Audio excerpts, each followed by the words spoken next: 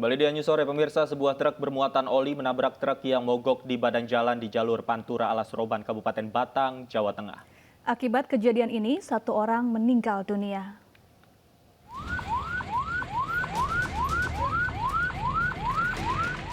Truk bermuatan oli melaju dari arah Jakarta ke Semarang dengan kecepatan tinggi. Diduga karena mengantuk, truk menabrak kendaraan bermuatan telur dan jagung yang mogok di badan jalan. Tingginya kecepatan laju kendaraan truk tersebut mengakibatkan truk terbalik. 1 orang tewas dalam peristiwa ini. Menurut supir truk yang mencoba menghindari kendaraan di depannya yang mendadak mengerem.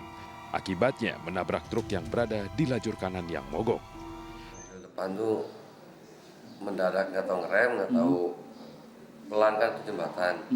Saya persis di belakangnya mau menghindar ke kiri nggak nyampe, malah saya kena. Nabrak gitu ya? Sementara menurut saksi mata warga sekitar, Sutrisno, truk tronton sudah diperingatkan oleh pengatur lalu lintas bahwa ada truk mogok di bahu jalan. Gimana tuh Pak? Mobil mogok, masih betulin itu angin-angin, supirnya yang satu di belakang. Di belakang begini nggak berhenti, langsung ditabrak. Langsung ketabrak. Kasus kecelakaan lalu lintas tersebut saat ini masih dalam penanganan Satlantas Polres Batang. Sementara korban meninggal dunia langsung dilarikan ke kamar jenazah Rumah Sakit Umum Daerah Limpung, Kabupaten Batang. Dari Batang, Jawa Tengah, Suryono Soekarno iNews melaporkan. Pemirsa, seorang mahasiswa ditangkap warga saat mencoba memperkosa seorang wanita di rumahnya di Kota Bogor, Jawa Barat. Aksinya gagal usai korban melawan dan berteriak yang kemudian didengar warga.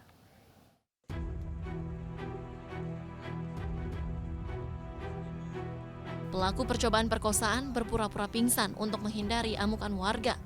Warga marah saat mendapati pelaku hendak memperkosa seorang perempuan di wilayah Sukasari, Bogor, Jawa Barat. Aksi tak senonohnya berhasil digagalkan warga yang mendengar teriakan minta tolong korban. Percobaan perkosaan terjadi saat korban tengah beristirahat di rumahnya. Ada informasi dari Pak RW, kebetulan ada ketua RW-nya, Pak Ai. Ini yang namanya Aji diduga mau melakukan percobaan perkosaan. Adapun korbannya Bu Lilis.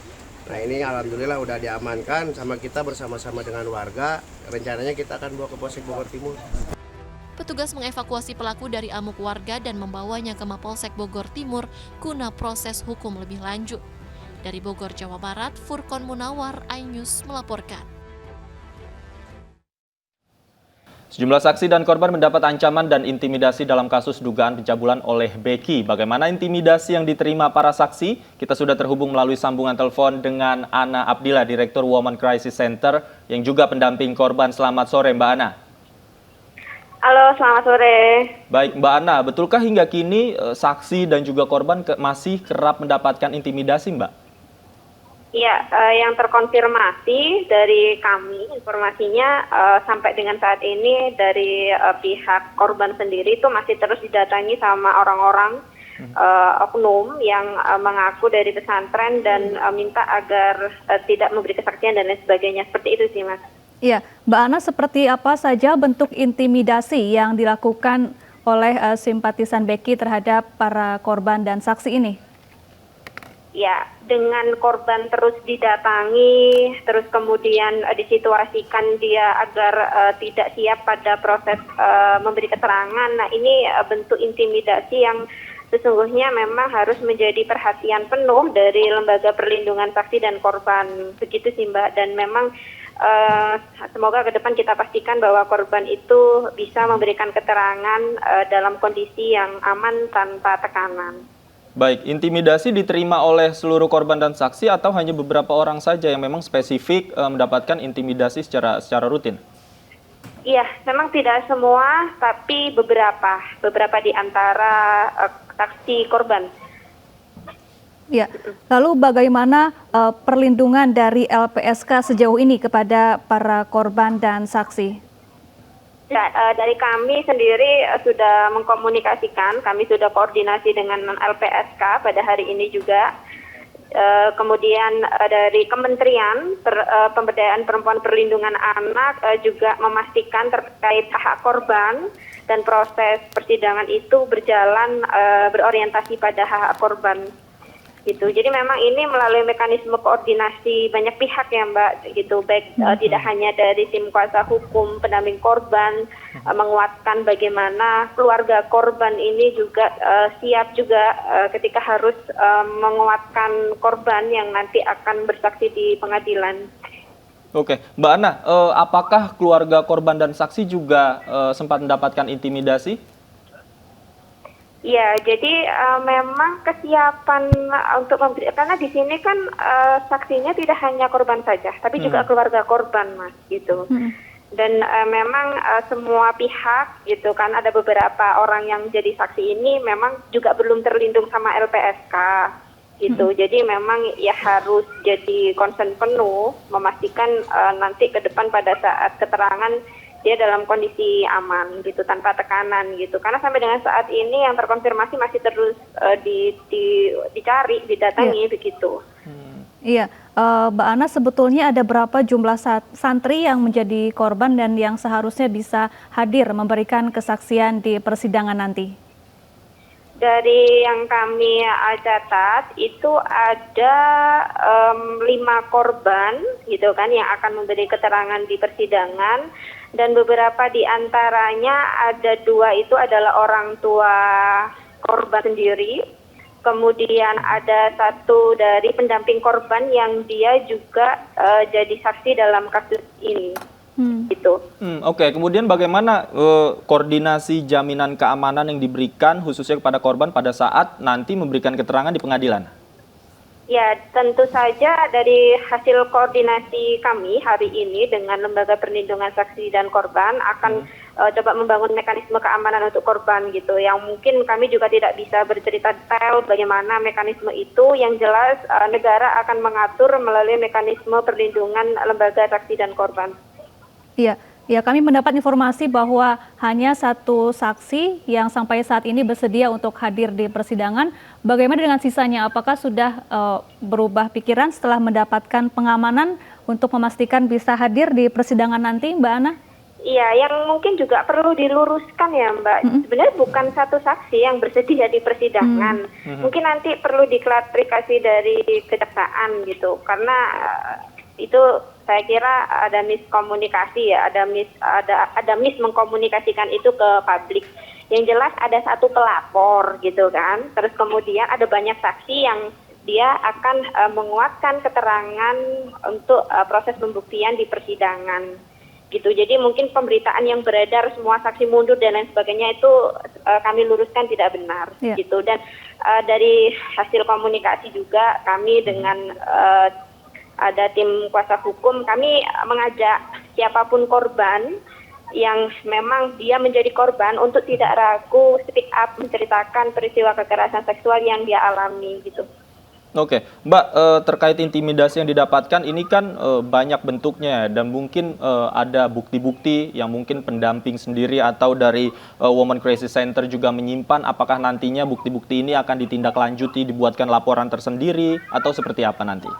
Iya, jadi dari korban sendiri pada saat didatangi sama orang yang dia juga tidak kenal siapa, yang mengaku dari orang pondok pesantren, itu dia sampai menyimpan plat mobil, kemudian juga memotret orangnya, situasi pada saat ketemu sama keluarga yang membuat keluarga itu merasa risih dan risau, itu semua didokumentasikan sih Mas.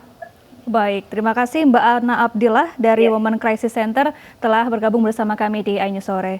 Ya pemirsa, lalu benarkah banyak simpatisan dari Mas Beki yang mengintimidasi saksi dan korban? Serta bagaimana pihak pondok pesantren menjaga kondisi tetap aman bagi semua? Kita akan mengonfirmasi langsung dengan Kus Hartono, Ketua Departemen Pendidikan Yayasan Siddiqiyah. Assalamualaikum, selamat sore Pak Kus Hartono.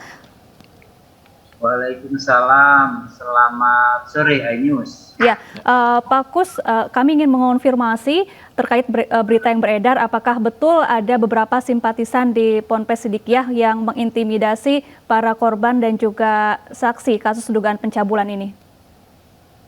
Sejauh yang saya tahu itu informasi tidak benar. Ya, sejauh yang saya tahu intimidasi itu tidak ada.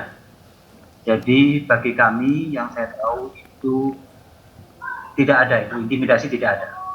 Oke, tidak ada ya. Tapi apakah pihak pondok pesantren juga sudah mencoba menyelidikinya sendiri, kemudian memintai keterangan dari mungkin santri-santri untuk memastikan hal ini, Pak? Saya pastikan santri-santri tidak ada. Kita di sini diajari oleh Kiai Muhammad Mokhtar Mufti, yaitu dengan santun, dengan silaturahmi, dengan sodako, dengan cinta tanah air. Ini kan torekoh. Ya, torekoh itu mengajarkan untuk orang ingat kepada Allah, kepada Tuhan yang Maha Esa. Tidak mungkin itu dilakukan oleh santri-santri kami. Ya, Pak Kus Hartono, lalu apa upaya yang dilakukan oleh Pondok Pesantren Sidikiyah untuk turut mengawal dan menjamin jalannya persidangan berjalan kondusif dan juga adil begitu? Iya, sebagaimana tadi sering saya katakan, kita ini murid pesantren, ya.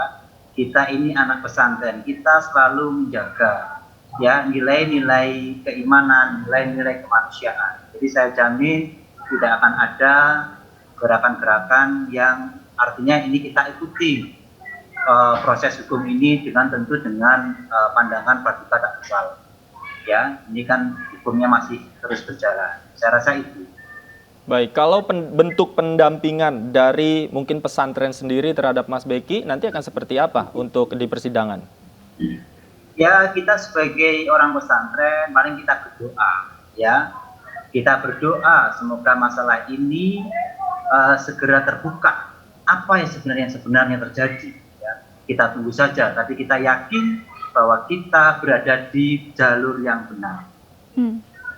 Ya, Pak Kus, para korban ini merupakan santri di Pondok Pesantren Sidikiyah. Apakah pihak pesantren juga turut mengawal atau mendampingi para korban yang juga santri di sana, Pak?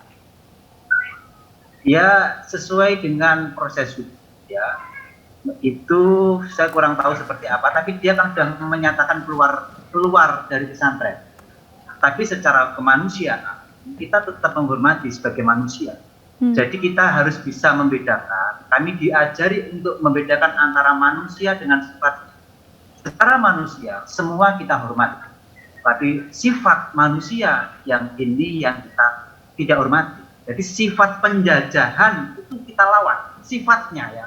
Kita tidak melawan orang, tidak melawan lembaga, tapi sifatnya. Karena sesuai dengan undang-undang, maka penjajahan di atas dunia harus dihapuskan. Itu amanat konstitusi. Oke. Artinya Ponpes Sidikiyah mendukung ya jalannya proses peradilan di pengadilan nanti ya? Pasti kita hormati proses hukum. Ya. Kita hanya berdoa. Apa yang dapat kita lakukan, kita lakukan. Saya rasa itu. Baik, terima kasih Pak Kus Hartono sudah meluangkan waktunya untuk kami di iNews Sore. Selamat sore.